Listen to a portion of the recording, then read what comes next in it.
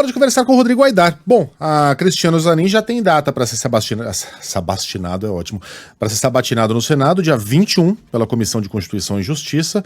Se tudo correr da maneira como é esperado, ele, no mesmo dia, já deve ser aprovado também no plenário e se tornará, portanto, estará apto, portanto, a ocupar uma das cadeiras do Supremo Tribunal Federal. Algum obstáculo, Aidar, no caminho do Zanin? Hoje parece certíssimo que ele vai passar pelo Senado como uma faca quente passa numa barra de manteiga. O que tem no caminho dele até lá? Bom dia para você. Bom dia, Megali, bom dia, Sheila, bom dia, Carla. Pois é, a faca quente na manteiga é sensacional, a analogia. Megali, vai ser assim? Não vai ser bem assim, né? Se a gente pegar as últimas sabatinas, eu estava até fazendo um histórico depois da nossa conversa de ontem.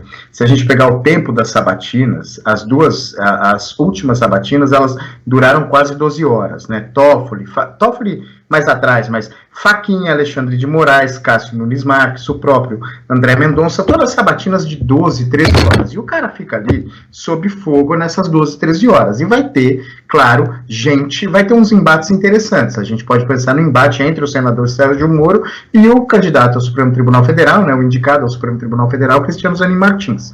Uma reedição da Lava Jato ali na Comissão de Constituição e Justiça. Vai ser interessante. Mas, assim, não há nenhum obstáculo, Megali, que vá atrapalhar a chegada do Zanin ao Supremo Tribunal Federal. Ele deve ser aprovado pela CCJ por um placar não tão elástico, porque tem uma oposição ali no Senado mais forte a essa indicação, e no plenário também não vai ser um placar elástico como foi o do Fux, por exemplo, que quando foi aprovado foi com 68 votos.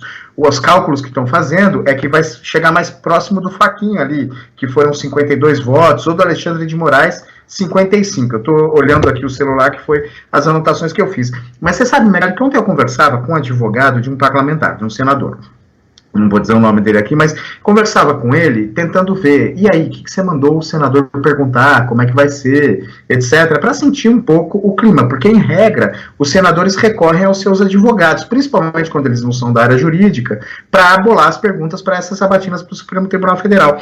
E ele disse uma coisa que eu ainda não tinha pensado, que é muito interessante, que as sabatinas, historicamente, principalmente para ministro do Supremo, ela tem um padrão, elas são muito pouco produtivas. As perguntas acabam sendo superficiais, na maior parte das vezes, repetitivas, há provocações, mas essas provocações são provocações vazias, porque elas não têm o objetivo de descobrir, de fato, como pensa o ministro, para o senador decidir ou não se ele será aprovado, porque essa costura já está feita antes da sabatina. Ele disse que a sabatina, para ser produtiva, precisava deixar de seguir a lógica da CPI, e que isso é muito difícil, porque o que você tem na CPI? Você tem um embate entre governo e oposição em qualquer depoimento, e que os senadores, ainda que inconscientemente, acabam reproduzindo nas sabatinas, para qualquer cargo público, principalmente para o Supremo Tribunal Federal, essa lógica da CPI. É um embate entre governo e oposição e em torno do depoente. Se o depoente é melhor para o governo, no caso de sabatina do Supremo, é indicado pelo governo, a oposição fica ali tentando lacrar, fazendo provocações, etc. E o pessoal do governo protegendo de alguma forma esse depoente. Essa lógica da CPI, ela se reproduz na sabatina. E é por esse motivo que as sabatinas acabam sendo muito pouco produtivas. Eu sempre fui um crítico de sabatina, da forma como ela é feita no Brasil, mas eu nunca tinha pensado ainda nessa lógica, que na verdade é isso. Se reproduz nas sabatinas a mesma lógica dos depoimentos em CPIs. E é por isso que a gente vê muito pouca produção de fato e acaba sabendo muito pouco do ministro, efetivamente, nas sabatinas, porque ela reproduz essa lógica que os senadores trazem das comissões parlamentares de inquérito. Eu não tinha pensado nisso ainda, e é um ponto bem interessante a se pensar. Eu queria puxar um outro ponto, que é esse também, Aidar. A gente sabe o que pensa Zanin? Porque, assim, a gente sabe que agrada muito aos parlamentares essa coisa de ele criticar a Lava Jato, apontar erros nas investigações, e aos parlamentares isso é interessante, na medida em que eles vai nessa direção, né? Isso. Quanto à Lava Jato, a gente sabe o que ele pensa. Agora, e quanto às outras questões? Você que conhece muito desse meio, Aidar, pode trazer algum, sei lá, traço da personalidade dele enquanto profissional?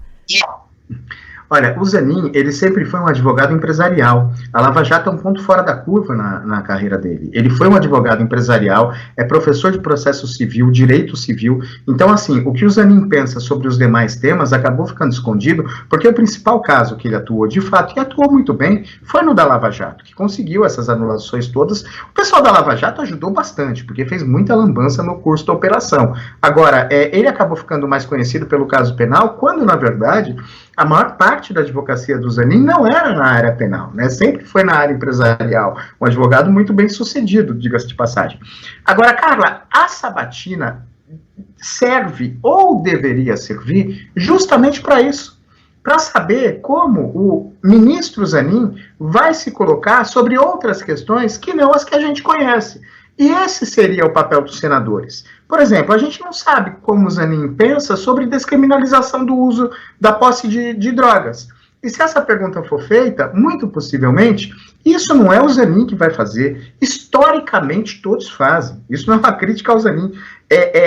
Todo candidato fala, olha, este processo está em julgamento no Supremo Tribunal Federal e pode ser que eu tenha... E eu possivelmente não, né? Muito provavelmente eu terei de julgá-lo. Então não posso adiantar meu pensamento. E é aí que os senadores se deixam levar por essa conversa, quando eles deviam falar, mas candidato, justamente para saber se eu vou ou não votar a seu favor, eu quero saber como você pensa sobre essa questão. Sabe essa tentativa de sair pela tangente que todo mundo faz. Se a gente pegar a sabatina do ministro Luiz Fux, por exemplo, além dele ter sido aplaudido de pé, depois da... É muito engraçado isso, cara. Ele foi aplaudido de pé depois da exposição de 10 minutos, 10, 15 minutos, que todo mundo que vai ser sabatinado faz uma exposição inaugural ali das suas principais ideias. E aí, a hora que acabou, os senadores se levantaram e aplaudiram ele de pé. Não é sabatina, né? Assim, a comemoração de uma indicação. E a sabatina deveria servir para isso, cara. Já estou fugindo do assunto.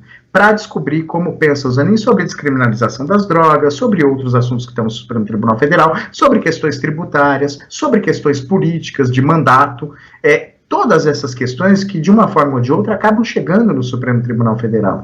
Só que ali na sabatina, os senadores, exatamente por reproduzirem essa lógica de CPI, acabam não descobrindo isso. E aí a gente vai descobrir como pensa, não só o Cristiano Zanin, mas a maior parte dos ministros que tomam posse no Supremo Tribunal Federal, depois que eles estão na cadeira, inclusive os senadores. Oi, Dar.